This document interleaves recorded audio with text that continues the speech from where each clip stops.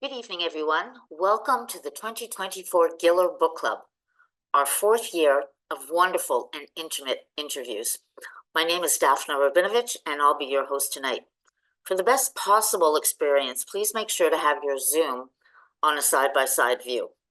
And it is my profound pleasure tonight to introduce you to our interviewer, Donna Bailey-Nurse. Donna is a leading Canadian critic who specializes in the work of Black women writers around the world. She is a columnist for CBC Radio's The Next Chapter and a contributor to The Walrus, Maclean's, and the Literary Review of Canada. She has curated literary events, including Beloved, a celebration of Toni Morrison and Black writers for Toronto's Luminato Festival, and is the author of Revival, an anthology of Black Canadian writing and What's a Black Critic to Do. Donna has been a juror for the Governor General's Nonfiction Prize, the Hilary Weston Prize, the Amazon First Novel Prize, and in 2019, the Scotiabank Giller Prize.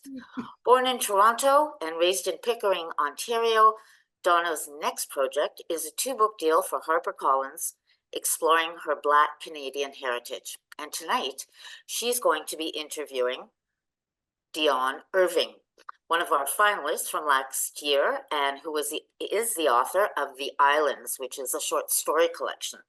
So Dionne is originally from Toronto. Her work has appeared in Story, Boulevard, Lit Hub, Missouri Review, and New Delta Review, among many other journals and magazines. Her first novel, Quint, came out in the fall of 2021. And as I mentioned, her short story collection was a finalist for the 2023 Scotiabank Giller Prize. She currently teaches in the Creative Writing Program and the Initiative on Race and Resilience at the University of Notre Dame, and lives in Indiana with her husband and her incredibly cute son. So I'm going to hand it over to them now. Please enjoy the hour. Hi, everybody. Welcome. So glad to have you with us. And I'm so honored to be here tonight to be interviewing Dionne Irving and about her outstanding collection. Just belongs on the bookshelf beside the finest books, the finest stories of our time, for sure. And so Dionne, welcome. I'm so glad to have you. It's our second time talking. Yeah, I'm excited to talk again. Yeah, me too, because I ran out of time. There's a lot to talk about. And you look lovely, by the way. Oh, thank you. Thank you. I really admire first of all, I love short stories, but I really admire, I'm happy to have a short story that's so in depth, practically about my own experience, really, as a first generation Black Canadian woman of Jamaican descent, as you are, correct? Yeah. Right. So that's very special. And just the way that you delve into that experience. I don't know if when you're close to something, you just don't see it, but I can see my life more clearly when I'm reading about it in your work. So it's just it's a blessing personally. So thank you very much for that.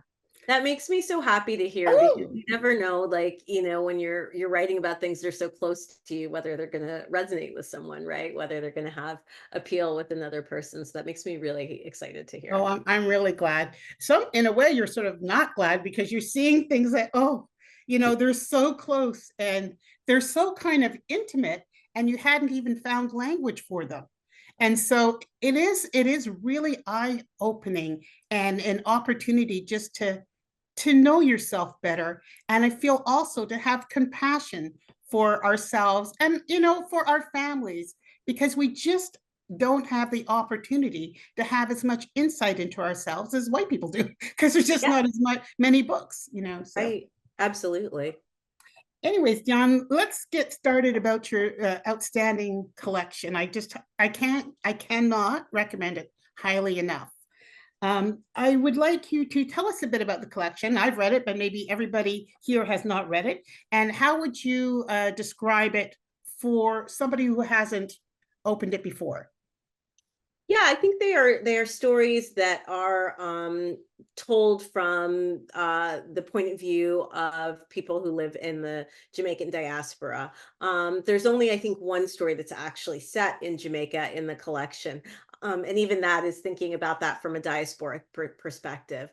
And so there's stories, for me, the themes and ideas that animate what that means to both be a member of the diaspora and also those ideas of like immigration that I think define so many experiences of the first gen immigrant. And those really are themes of isolation, kind of in betweenness, and liminality, what it sort of means to live between two cultural identities, between two sets of mores, and how to sort of navigate those spaces of liminality, but also thinking very closely and carefully, I think about what the idea of home means. And I think that really animated sort of a lot of the stories in the collection for me, is thinking about, what makes a home, where is home, how do we define that idea of home, and where that can be complicated and fraught, right? That home is not a static idea or a fixed idea. Thank you for that. A lot of people talk about home. They talk about, especially in Canada, they talk about in betweenness. That Mhm. I think we talk about it almost more than anybody else. Black Canadian writing talks about that an awful lot.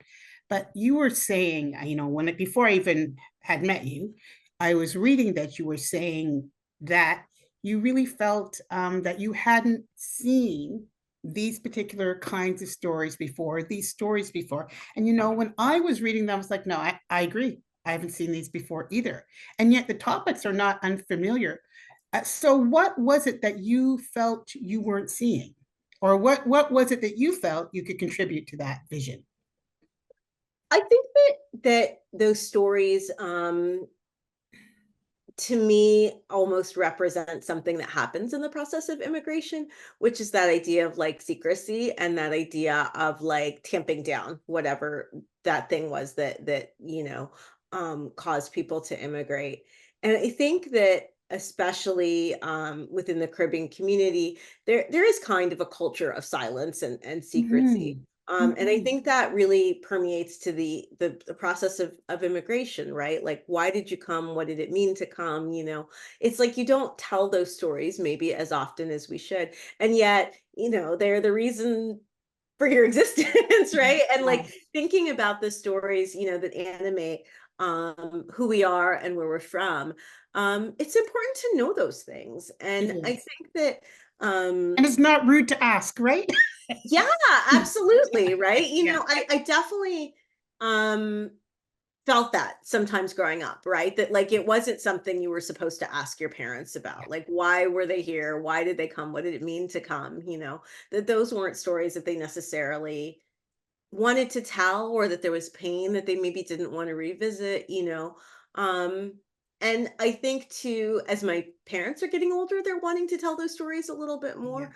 And I think also when I had a child, those stories became really important to me to think about, like, well, why are you here? How did you end up here? Why is our history what it is? And I think too, a lot of in the Western world, I can't speak for England in the same way, but I think especially the positionality of Canada, as close neighbors with the United States, that a lot of that Black literature, that is Black American literature, comes from a really different experience and Absolutely. place than Absolutely. Canadian Blackness. Yeah. And for me, that's a different kind of story. It's a different history. It's animated by a different um relationship, a different country, all of those Yeah. things to me really kind of made me feel like those stories needed to be told as well, right? That was a story that was like different than Very much so. American literature that I had been Very, very much so. I mean, if anything, in a way, they come from a place, they're ostracized, but they're belonging. No one's questioning where they're coming from, in a way. They're coming from a place of belonging. They are African American. There's no hyphen there, actually. I checked. And yeah, and so that's different, you know. And I love it when I get Canadian stories and there's not a hyphen there, but mostly I feel my hyphen. And you know, that's just the truth, right? So um you're going to read a bit for us. You're going to read the short story, The Shop Girl, right? Mhm. Yeah. And would you mind doing that now? No, I'm happy to. Okay, all right. So, okay, so you can go ahead and can you go ahead and set that up for us a bit? Sure. So this is just it's a very short story, told in the second person, which we can talk about after if you want. And so this is kind of, I would say, probably the most autobiographical piece in the Okay. collection. Shop Girl. You'll spend your entire life selling, but this is the first time. So small you barely reach the counter. You are given a stool. You are told if you work hard, there will be a reward. You are taught to make change. You are taught to make smiles at the customers. You are taught to cut yam, to chop pig's feet, to take hot patties from the hotter oven. The burns and scrapes and cuts will last through adulthood, will last beyond death. Injury will always remind you of what it means to work. On Saturday morning, the shop is clotted with people from the islands, all there to buy oxtail and pig's feet, to take packages of tripe, leaking, wrapped in heavy butcher paper, and to argue and laugh and laugh and argue. They lean toward bags of Otaiti apples or chocho or tins of Milo. If only you could inhale the coming future in which these foods will become fashionable, in which this education in butchery, in food and flavor will 20 and more years later help you appear hip and cultured, exotic even, to lighter skinned friends in particular. You can't now know, but you will be the lonely one who understands how blood thickens stew, how marrow complicates flavor, how the perfect pepper in the bin needs to be found. Forget this work? No, never. This work defines you, contains you, allows you. But much later, your friends somehow think you spent your early years traveling, and not, in fact, in the back room of a small shop inside a strip mall, listening to the high musical Bajans remind you coward dog keep whole bone, listening to the Trinis insist better belly bust than good food waste, and the Jamaicans measuring out mutton with their eyes, asking just a toops more fi make me belly na cry fi hunger. Floors always need sweeping, candies kept clean, not to eat. You dust shelves stocked with things you cannot imagine your white friends at school eating, guava jelly, tamarind paste, cock soup.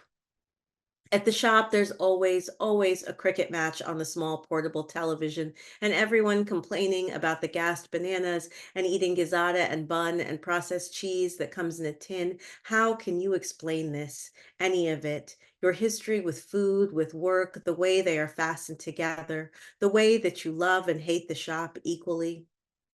Your parents don't understand the shame of Monday morning, don't know what it means to have fish scales on your pink cads, or what it means that your hair smells like brown stewed chicken, or that your sandwich is corned beef and salad cream between two thick slices of hardo bread, or that a boy tells you it looks like mashed brains, so you look down and chew and chew and chew. You won't know for years that it tasted like home and that gift of the British to both plant a flag and impose a culture. On Saturday, you will hear over and over again, it's so good to have the whole family here, working over and over again. All day, you will hear it, thinking of other girls your age in ballet classes, sleeping in, shopping with their mothers, settling into Saturday morning cartoons and bowls of Captain Crunch. You sweep floors, cut dasheen, and try to read when you can, waiting for the book to be snatched from your hands. This shop is your story, your inheritance over and over again as you haul 10-pound bags of basmati, stacked tins of coconut milk. I'm glad you're doing it just like the Chinese. We need to be more like them. You will remember Oliver Twist, which you read in snatches between tasks, and the workhouse, and Fagin, and you can't imagine why someone won't come and save you too. But you remember that these are your real parents, that these Saturdays are your real life, that this world of shop chat, bleaching cream, boxes of Dasheen, copies of The Gleaner with newsprint so smeared that you can barely read the stories, and cartons of goat milk and everything beyond it is yours and also not yours. You will always associate work with the coppery smell of animal blood and sawdust and blades that cut fish. If you could, you'd squint and look into the future, tell the customers so much in love with your work, with your working, that the Chinese and everyone but them will own their island one day. Hurt them. If you could, you would look down, fold your arms, suck your teeth, and tell them that you won't remember them fondly. You can't know if they will remember you with fondness either, or perhaps at all. You, the little girl, swinging with effortless precision, wielding that machete, the magic of it all. You close your eyes and the rest of you becomes the machete too, cutting through their dreams as they lie in bed, their bellies full. Will they remember the sound of the blade cutting meat, cutting bone before it thuds home on the butcher block? Will they remember who did the selling, or will they only remember buying? You will just remember the work. Wow. That was awesome. Just beautiful. Thank you. It's just moves like a poem as well. It's gorgeous. Thank you. Thank you so much. So meaningful, so touching, so meaningful. And I don't like to bring in autobiography unnecessarily, but when I was reading, I was like, boy, she's very familiar with this. Did you want to talk? Could you talk just a little bit about that? Yeah. So, my parents immigrated to Toronto in the 60s. And in the early 80s, they opened up a Caribbean grocery in Toronto, where there weren't many at the time. I think there's a lot more now. But in the when did you say? Did you say the 60s? My parents came in the 60s and they Okay. opened the store in the early 80s. I Okay. want to say 81 or 82. Yeah. And so that was the life of our family. Wow. Yeah. Every weekend, I got woken up at 3 or 4 o'clock in the morning on Saturdays, and I was taken, that Food Depot that's in Oshawa. I spent a lot of time there. Like, we would come and get stuff that had come in. We would go pick up like slats of hard dough bread and I'd get get to eat part of a loaf. That would be my breakfast on Saturday mornings. And that was it. We started our day at 3 a.m. and we were open till 10 o'clock at night. Wow.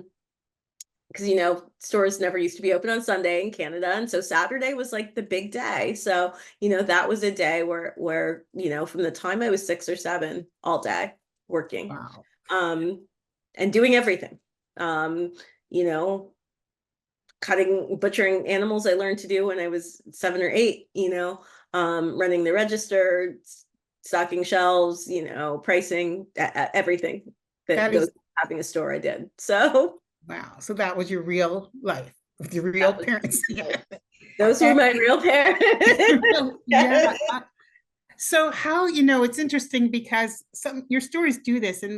And the last time I mentioned it, I don't know if you agreed with me, but there is always such an awareness of then and now. Not always, but quite often. Like, sure, stories move between then and now. But in your stories, you can see then and now kind of at the same time. You're always sort of lining them up against each other. And I'm wondering if you lie that time up against this time, what are your thoughts about that time? Do you feel that that's essentially you, the shop girl, In so many ways. I mean, I don't know that I would be a writer if I hadn't had that experience. Why do you say that? Because somebody might say the opposite, unless of course you were reading Dickens, so right. I think that like so much of that time helped me think about other people's voices, right? Because so much of the time spent there, that people would come and be there for hours, right? That they would want to talk, right? And that was like a source of community, right? And so they would come and they would buy groceries, but they would also want to talk, and they would also, want to help, packing a barrel, or, I mean, it was really Yeah, in terms of all the things that go into, why those kinds of ethnic grocery stores are essential to community, right? They are meeting places. They are places where people tell jokes and stories and talk politics, and absolutely. what a source for that, right? Yeah. And so that was so much of, of my life. Um, I always tell people too, in some ways, like, I guess speaking to that idea of liminality again, I mean, I think other, maybe other kids my age who had parents that were from the Caribbean maybe had like less kinds of exposure, to Caribbean people on such a consistent basis, Yes. because Yeah. it was every day for me, whereas like, there was maybe one or two other kids in my school, right, who had Right. Caribbean parents. So like that experience just of being in the shop every day too, I felt like gave me this really close connection to culture, and I mean, I don't know. I mean, I guess when I went to friends' houses and stuff like that, I would have not Jamaican food, but I mean, we ate Jamaican food every night. That's what was at my lunch. Like, Yeah. I mean, Yes. that Yeah. was what I ate Yeah. every day, I mean, so like that close sort of proximity to the culture, I think that working in the shop gave me. I think even with my sister, who's just a few years younger than Is it me, just and the two of you? yeah, that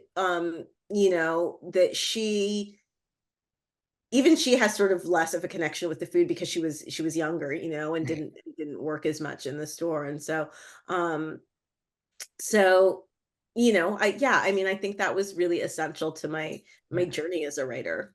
I'm really glad you told me that because you assume things, and I'm a dreadful assumer.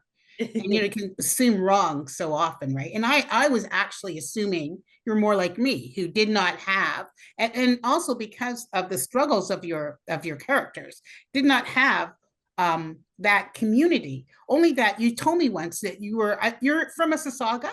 Is that true? Mhm. Yep. Right. And so I remember I had a good friend in Mississauga, and I remember that in the 70s, it suddenly switched and loads of Jamaicans. It was like, wow, I go from Pickering, where like, say no more, right? Yeah. Very few. And then I would go to Mississauga and it'd be like party time. And I was going to ask you what that was, but I can see that you had a even much more intense experience of your own of your culture, of Jamaican culture, and that was one of my questions, if that influenced you. Okay, I also wanted to ask you about since you spoke about that, you read that so beautifully. Um, there's a couple things I just wanted to touch on just from that particular story, although it's something that comes through in many of the stories. And that is, even from the title, there's that sense of a transactional experience. How did I even say here? Yeah, the transactional aspect of of the nature of Caribbean women's lives. And even the title Shop Girl. And even this particular line really, really gets to me, where you compare, you make change, you make a smile the way you make change. And like you have to, that's tender, that's something that is it's something that is a form of, I guess, economics, social economics. Can you talk to me about that? Yeah, I mean, I think that really influences so much of my work, in that, like, Yeah. this idea of, um, like, the transactional nature of immigration has always been felt a little problematic to me, in that when we talk about the narrative of immigration, a lot of times, we always use this euphemism of somebody coming for a better life, right? But better often means more money, right? Yeah. Like Yeah. that's what we mean. Like, we say Yeah. better, but Right. like that's Right. often what better means. Not always, but Right. often what better Right. means. Yes. Um, and where that becomes sort of problematic to me, as you probably know, and the collection really delves into this, I feel like, is the ways in which, for me, that like ends up propagating um this kind of historical legacy of slavery, where families are broken apart. So I have two stories in the collection that deal with this phenomenon of barrel children, where you have oftentimes mothers who are leaving children behind with grandparents, other family members, and going to Canada, to the United States, England, to make Yeah. money, right? And sending stuff back, right? And if we think about sort of the historical legacy of slavery and pulling families apart, this again mimics it, right? It's not Never forced, thought of that. right, in the way that slavery was. But this idea, again, going back to this idea of kind of the better life, right? The way that that really mimics this idea of like capital as like being the most important thing, and being the driving sort of determiner of that, like is something for me that's really animated, like that idea of, where immigration can feel really problematic. And if you look at like early um, immigration patterns, both in the UK and in Canada, right? They were often working with like domestic worker schemes, right? So it was Yeah. often women who were the first people that were coming over, right? And you see that, right? It's often women who are being the ones to leave the family. And that's still true in contemporary immigration, right? It's maybe not in the Caribbean in the same way, right? But if you go to Dubai, a lot of the women who are from like Malaysia, right, who are there working, are also breadwinners Yes. of the family. And I mean, it's the same sort of thing, Yes. right? So like Yes. to me, that idea of like women taking on this labor and what it means for women to have to like leave the family, and what that does, right, when women leave the family. Not that it's better when men leave the family, but it does mean something different, I think, when a Yes. woman leaves that family Yeah, unit. absolutely. There's also another way, another context in which that transactional experience comes up. And I'm really mesmerized by that story, All Inclusive. And, I'll just talk a little bit about what the story is about. It's about a Jamaican, because her parents are Jamaican, Mhm. but she's from Los Angeles, Hollywood area, Los Angeles, Anaya. Yes, she lives in Los Angeles. She Yes. lives in Los Angeles. And so she waits tables for a living, and that's while she goes on auditions. And during the other part of her life, she travels the world with her rich lover, who is a white Jamaican poet who's married Mhm. and also older than her, and quite privileged. But at one point, they end up at this all-inclusive. They decide to vacation at this all-inclusive resort in Jamaica, where essentially they're both from. And her being served by Black people, and just looking at the dynamics between his privilege and her heritage, she has to confront this relationship in a new way. And she has to come to terms with the transactional nature of that relationship between her and her white older lover. Can Mhm. you talk about that? It's a fabulous story. And Yeah, I mean, I think that like, there's a lot of things that story for me is kind of working with. And one is thinking about this idea again of what it means to be um you know from Jamaica, and that you are Jamaican in terms of culture. But I've never lived in Jamaica. I don't know if you've lived in Jamaica, but no, like, and so what does that mean, right? That you're returning to this place. And I think like a lot of other um people I know, my parents always refer to Jamaica as home. So where do we live now, right? If we don't live at home, what does that mean? Like if we're thinking language wise, right? mhm, So what does it mean to go to a home that you don't know, right? Or a home that you've never lived in, or a home right, that you're unfamiliar with, right? And then the sort of dichotomy of that actually being home for her lover, right? In the story, he does live there, right? right. He's the one that would hold the Jamaican passport, right? And where is that sort of another kind of complex and complicated dynamic? So I wanted to sort of put pressure on sort of all of those ideas, and I find too, I feel like this is less common in Canada, but I've encountered it much more in the United States, where like, there's a lot of Americans who are like, there's no white people that live in Jamaica. And, I'm like, of course there are, like, and so, I think that's a common sort of misconception to this idea of like, that Jamaica is a monolith in terms of race as well, right? And so like I wanted sort of all of those pressures kind of working on the story, right?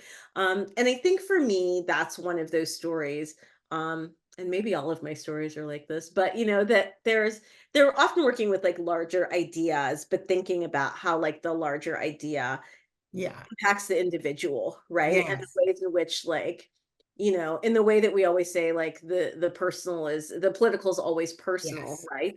That politics have a way of like seeping into your day-to-day interactions, right? And I'm always fascinated at people who like have a partner or a very close friend who are like diametrically opposed from them politically. I'm like, it doesn't make sense to me. No. Like, I mean, I'm sort of like, how do you coexist, right? Because at some point, like that's going to feel personal, right? Like Yeah. maybe not right away, right? But it's gonna Yeah. if you have enough intimacy with a person, Yeah. right? The intimacy is going to encroach on your personhood, right? And where are those things going to come into I was conflict? thinking about that, that actually one of your stories was really making me think about that.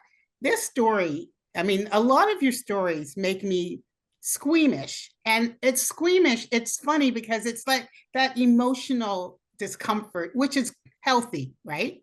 But it's like, and in this particular story, I'm squeamish because she is of Jamaican descent, like I am, or whatever. So, and she is gone to a resort where she's being served by a lot of Black people.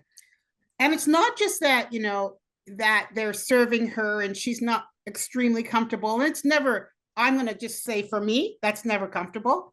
But Yeah. it's also that she actually is a server. In her, what you would call her, I don't want to say real life, but in her other life, this is her play Yeah. life, really. But in her real life, she too is struggling as they are to make ends meet, to pay for that apartment. She's actually doing pretty much what they're doing. And yet it's almost like she wants to say, no, I'm doing what you're doing. And Right. I mean, I think that was really brilliant just because I don't know that I've ever actually seen it from that standpoint where it's squeamish, like you just feel so uncomfortable, and I've never seen anybody explore that, and I guess I appreciated it. I'm not sure. Right, so you really go into that. I mean, I just find that interesting that you would go into that. I mean, I guess it's just something you basically observe. It's just a reality, a fact, right? I think that one of the things, and I've had like, I feel like I've sometimes had trouble explaining this to people. So, like the first time I took my husband to Jamaica, he was very uncomfortable when we went to visit friends sometimes. And if you've been to Jamaica, once you're middle class, you have help in the house, right? That lives Yeah, in the house, right? help has Anybody, help in the house. pardon? Even Say that help again. has help, right? Even help has help, right? Help Like, I has mean, help, yeah. you know, it's hard to explain what that means and what that looks like, and it's hard to explain, I think, how that makes sense, right? And it's in some ways it's beyond explanation, right? Like this idea of the live-in helper. And I cannot think of a corollary in North America to like the live-in helper in Jamaica, because they are both extremely close to the family. And at the same time, simultaneously, it's made very clear that they are not part of the family, right? Those two things absolutely coexist, I think, in Jamaica in a way that I think would be very difficult to find like a corollary to in North America, because I think maybe there's a clearer boundary, or I think sometimes where that boundary gets blurred, is where there's trouble. And I think that actually in Jamaica that boundary is very clear, right? Mhm. Like you Mhm. live and you're close, but you are not our family, right? And so it's it's this weird leftover relic of colonialism, but at the same time very much animates the day-to-day life of the culture and the society. And I feel like it's impossible to explain, as are many things in Jamaica, without me going like, can we sit down and have a history lesson, or like, I Even can't that wouldn't work, yeah, I maybe. can't Yeah, unpack the vagaries and the mysteries of why this thing works the way it yeah, does. yeah, And at some point you have to like go, it just does. That's yeah, just how it works, yeah. And so I think to speak to that idea of squeamishness, I think that part of what has always been interesting is me is sort of like trying to stick my finger in that and trying to figure out like what does that mean? Like why do we do this thing? Um, I remember I met a man once in Jamaica who lived in the United States for a long time and he was at a resort, and he said to me, yeah, I just can't come back and stay with like friends and family anymore because I'm not comfortable. But I'm Mhm. comfortable here at the resort. And that Whoa. really stuck with me. I was like, wow, I got to sit with that and think about that one for a while. Like, what does that mean? Um, and I don't even know what it meant. But it was troubling, right? It's Like, troubling. Yeah. um, so I think those sort of points of squeamishness are always Yeah. really interesting to me. They are interesting, and I'm grateful for them because I literally would never stop to explore it. I really want to talk about this feeling that I have, um, that the stories are, I mean, they're your stories, and I don't think you're trying to be anybody else and telling them, but they do resonate for me with Chekhov. And Mm, they do resonate for me with Chekhov. First of all, I love Chekhov I do too. stories. But the other reason they resonate with me is because of that ambivalence, right? Especially that romantic ambivalence that comes up so often in his stories and comes up so often in your stories. And it's the ambivalence of like, okay, and on like this affair is Anaya and the poet. There's another long-term affair, a couple long-term affairs in the book, and I guess they're open-ended. They're almost pointless, but they're going nowhere. They're not going to change. They're not going to resolve. They're just going to keep going. Or are they? Like, and then you have the ambivalence even of the failing marriages, and I guess it's Wellfleet, and then and the Florida Lives, especially that couple in Florida Lives. It's like they're trying and they're trying, but it's just going down. Like it cannot. It's inexorable. It's going down, right? And it's so you feel so. I feel like kind of like underwater. I can't do anything to stop it, and they can't do anything to stop it. And it's a strangest, and even the happy marriage, I would say, and some people, what was it called? Some people, Terry and her husband, and they're happy, but it's why, like like there's this. So what does romantic? I want to say this correctly. So yeah, why is romantic ambivalence so central to your work, and what does that attitude and that atmosphere bring to your work or allow you to explore with your work? Is that a question? Yeah, I think that like in part for me, it's like I think love is so central to like all the things that we do in life. And at the same time, I think that we have these really like problematic ideas about love that are kind of like rooted in things that I think are also um maybe very colonial, and maybe like also Mm, a vague idea of like courtly love that like is not sort of true anymore. And I always I say this is like going to sound way more uh dark than I mean it to be, but you okay. know we live so much longer, right, than Oh, we yeah. used to, Oh no, right? that's true. That's And true. so, Yeah. like, this idea of like, Yeah. you're going to be this unchanging person and you're going to be in love and it's going to be, I mean, it's just not realistic, right? I always joke with my husband, like, at the age I am, he probably would have been on wife number 2 or 3 at this point because he would have lost a few in childbirth. And like, I mean, it's just, Yeah. it's Yeah. it's a funny thing, right? So Yeah. we still apply these like very antiquated ideas of like what love is, right? To something that it's not very it doesn't really sort of speak to the contemporary nature of that. Yeah. um but then also too, when I think about these ideas of like immigration and family and the family unit, families are also much more complicated than two parents, 2.5 kids, right? And if we're saying like those are the only people who can love each other, it's got to be that romantic love and then that kind of love that comes within, a parent-child relationship. Well, there's lots of other kinds, right? Um, I've been so lucky to have a really, really wonderful stepfather. And I that's been such an important and defining relationship in my life. Wow. I feel like there's other kinds of love too, right? The love you have for a friend's children, right? Or love with, I mean, and so those ideas of love to me are much, much more complicated. I also think too that the idea of, which again is going to sound darker than I mean this to, but the idea of like um parental child love being innate, and something that we think is a given.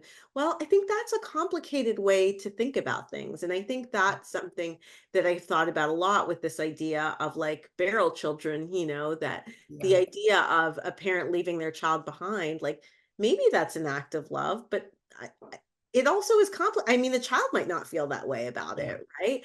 Yeah. And at the same time, like, what does it mean if you are 14 and sent off to live in England or Canada, the United States, with this parent who you know nothing about, Right. who's virtually a stranger to you, right? You Does know, love I really, develop there? Like.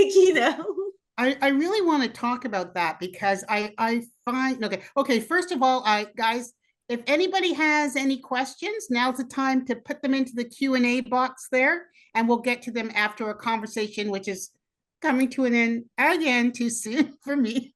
But I really wanted to talk to you about the the relationships. The parent-child relationships are so fascinating in the book, and disturbing. I'll just, and over the last few years, I've been reading so many more Jamaican writers, who can speak to that, who speak to that.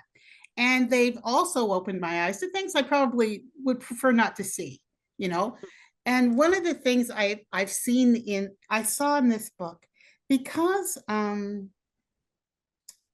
because the Jamaican parents who come and raise their children abroad, there's a kind of sometimes in these stories, in these particular stories, I never particularly felt it, and in such an insensitivity. So, for example, there's almost a taunting that in these stories that the kids are, you're not really Jamaican, and that contributes to the child's confusion. Not only is this not home, you know, you're not really Jamaican, and what you're doing is not really Jamaican, and Right. it's a bit scornful, and it's a bit it's a bit unkind, and I think I can see where in this book you can see there's different characters who comment on that. Carrie comments on that at length, and some people, and there's this one thing, and Naya says, it's like, she says, yeah, it's like, they've been here 30 years and they still talk about Jamaica like home. And it makes me feel, as the child of an immigrant, it makes me feel as though my birthplace is just like a way station that they Yeah. are meandering through until they return to Jamaica, right? Right. And I think that does take away from a feeling of significance. But the thing I really want to get to about this parent-child relationship, that I talked to my cousin about it, and I think she's listening now. We were talking about this, is the idea that, there's this, they're very Jamaican, yes. And but that also happens to mean a lot of times middle-class Jamaican means really embracing colonial attitudes and colonial values and whiteness, whiteness is rightness, basically, right? Mhm. That's a fact. And so I'm feeling, I want you to talk to me about the way in which these parents, in their preoccupation with correct behavior and their preoccupation with their children stepping up in class and taking them, up and away from slavery, the next class, how they end up not having time or maybe even caring to know their children. this comes up in the, I found it very profound. Mhm. There's one time where a child says F off, to her, not to her mother, of course, not to No. her Jamaican mother, but You would die, right? Yeah. no, but she says F off. She says F off. You don't even know me. Mhm. And I was like, wow, yeah. I mean, they're so busy regulating you. And almost so they look good. And they're so busy making sure you move up, and they don't know you. And that is something I have not seen anybody write about, you know. Can you talk about that? I think there's obviously, I mean, I think between any parent and child, right, there's going to be a generation gap. They're not going to understand completely your experience, right? Because you will have grown up in a different world than they did. I think Right. that's like infinitesimally amplified when you have immigrant parents, because you're growing up in a culture that might be completely foreign to them. And I think one of the things too that is maybe difficult to explain in a way that maybe would be different for somebody who had a parent for whom English was their second language, and they would understand, though there's the language is part of that cultural divide. I think sometimes, because especially people who are coming from English speaking Caribbean countries, that there is some kind of shared cultural sense, right, with language, Yeah. that people don't think that that cultural divide is maybe as massive as it is, but it is, right? It's completely massive. And I think trying to explain that to parents, it is impossible, right? Like, Oh, it's hard to say, like, well, you just don't understand, right? You don't understand why this is the way that it is. Like, I remember sleepovers in my house were like World War III battles, right? mhm. Like, because just there was no way my parents could understand why it made sense for me to sleep at somebody else's Yeah. house. I Yeah. had a perfectly good bed. My parents weren't like that, but I heard that conversation a lot. Yeah. Yeah, like, that was just like, and there wasn't any way for me to explain it that made sense to them, right? Yeah. Like, it didn't make sense. There was nothing, there was no amount of argument that I could have made that would have made them go, "Oh, you have a point. I think you're right about," I mean, it just wasn't going to happen.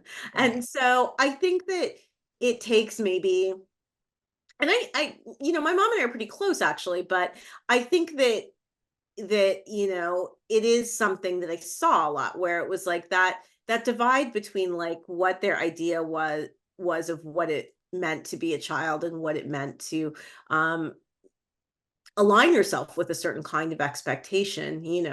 um Also, I think it ties into the idea, right, of desire, I think, in some ways, to be this kind of model minority, right? That you are going to be um so much better, and so much, uh good at whatever you're doing, that nobody could think twice. I have a good friend whose mother is Jamaican, her mother's favorite expression is second place is first loser. And Ooh, like, that's hard. it is hard, right?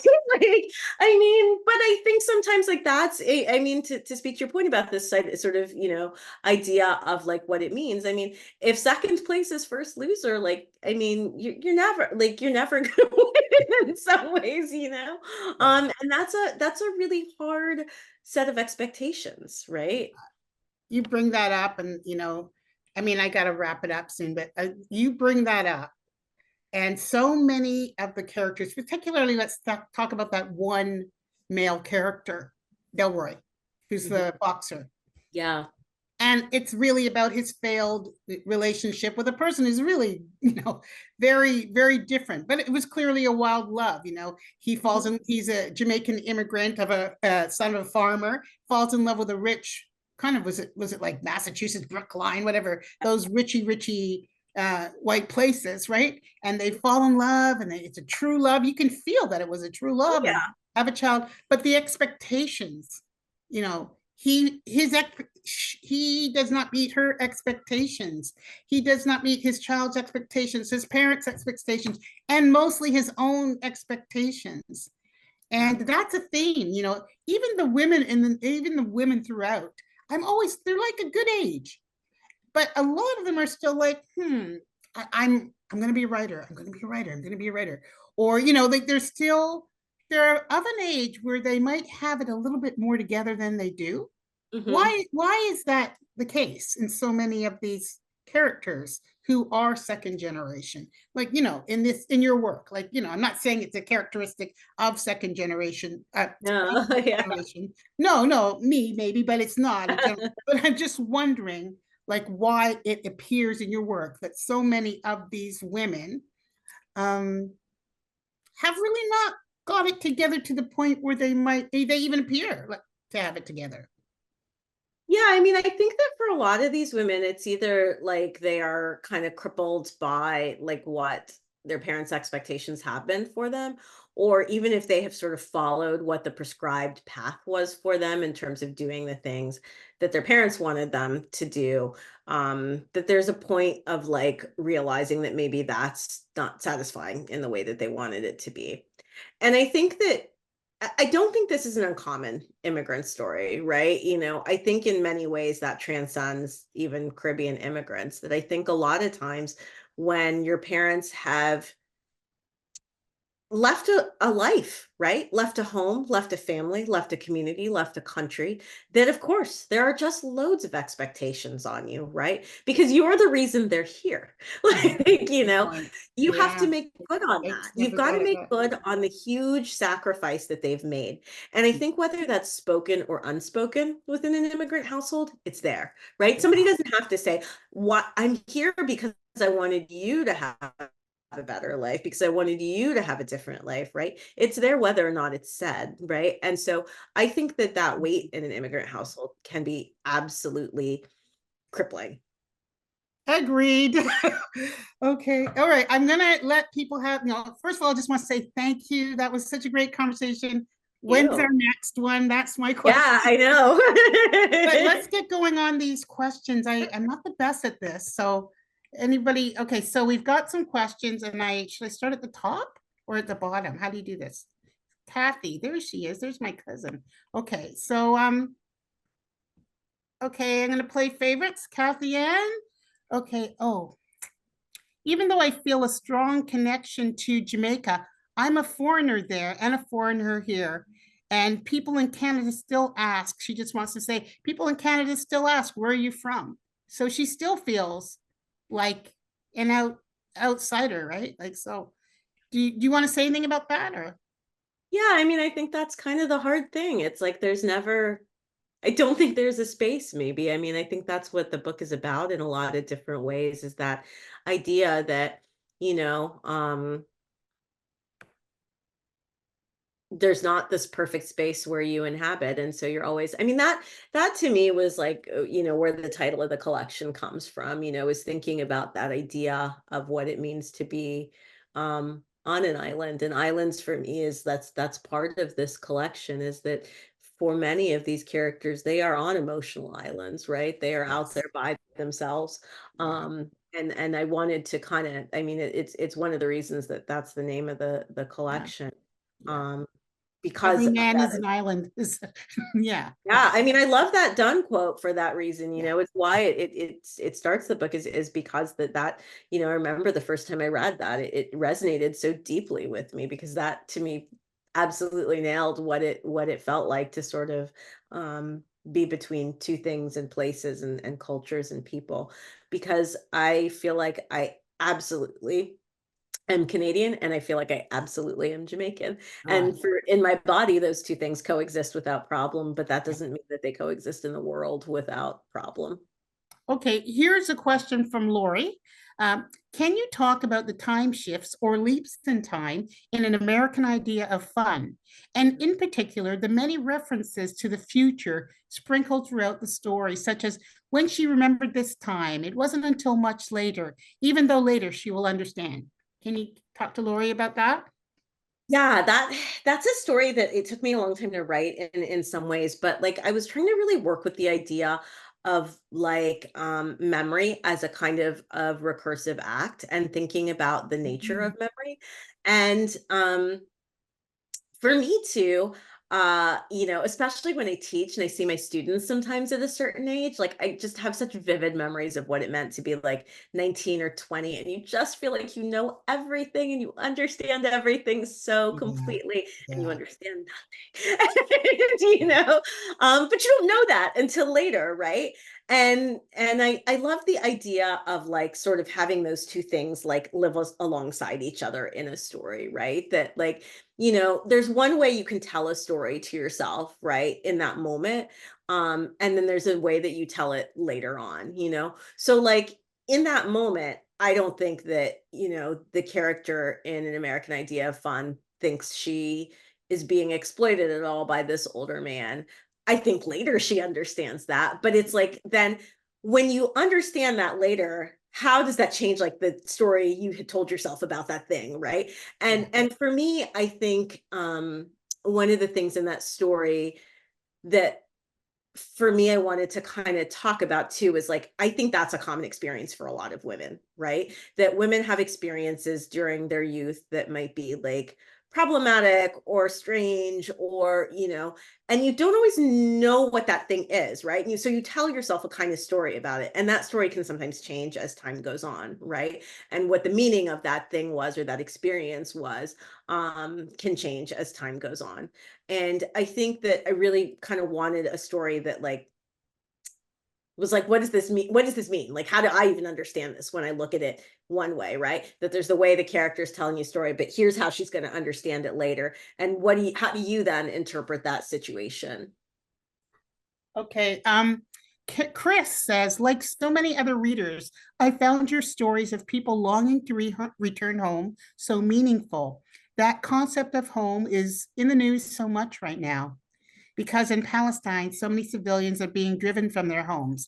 Can you elaborate on how your stories are informed by ongoing waves of forced migration? Ooh, giggity. Yeah, I mean, I think that to me, that's where the ideas in these stories have a timeless quality to them. And that like I think these stories of people, you know, and I kind of spoke to this a little bit earlier in terms of thinking about the parallel between, you know, sort of immigration and slavery, right? But there's parallels too between what's happening in the world now and what has always happened in the world in terms of people being forced to leave their homes for lots of different reasons. Um, and in the case of war, in the case of enslavement, in the case of, you know, relocation, genocide, and forced migration, right? That idea of home becomes even more tenuous, you know. And I think one of the things that is like very true as we think about that idea of home is that it doesn't remain stagnant, right? In some ways, once you've left a home, you can't ever return to it. It's not the same, Yeah, and it lives as this place that is yeah. existed only within the mind and in the memory. And that's why like there's no easy solutions to any of this, you know. I think sometimes, and this is just another kind of bee in my bonnet. I think sometimes when we talk about things like slavery and reparations, again, it reduces that act to an idea of capital, right? Where like capital is one part of it, right? But capital isn't the only thing. It's erasure of culture, it's erasure of language, it's erasure of family units, right? These are the long-term effects of things like you know, enslavement and genocide and relocation, right? You can't turn a switch and go like, well, that problem is solved now and we figured it. I mean, if only it were that easy, right? And that's to me where this idea of like generational trauma is kind of um going to be evident, I think. And I think is evident today, right? I mean, there's so many ways that we see the way in which trauma is generational. Are you currently working on a new project or any new projects? I am working on a collection of essays and a novel. Um, Ooh, same time? yes. So when one gets too hard, I switch to the other. No more information? Okay. Oh, I can tell you more. Well, Yeah, I'm going to yeah, interrupt actually yes. because Uh-oh, really? Are we done? yes, Oh unfortunately our no. time is Sorry, up. guys. Sorry. But this was an amazing hour. Thank you so much for your honesty and the clarity of your questions and the generousness of your answers. That was just a wonderful interview. Thank you all for joining us this evening. I hope you enjoyed it just as much as I did. And if you want to revisit it or know somebody who missed it, this will be available on our YouTube channel in the upcoming days. Please don't forget to join us in 2 weeks' time when C.S. Richardson, author of All the Color in the World, will be interviewed by none other than Perry Fagan. If you haven't already registered, please do so. If you're part of our mailing list, you will be sent a registration link. And again, thank you, Dionne. Thank you, Donna, and everybody. Thank you and good night. Thank you, everybody. Good night, Dionne. Daph, bye.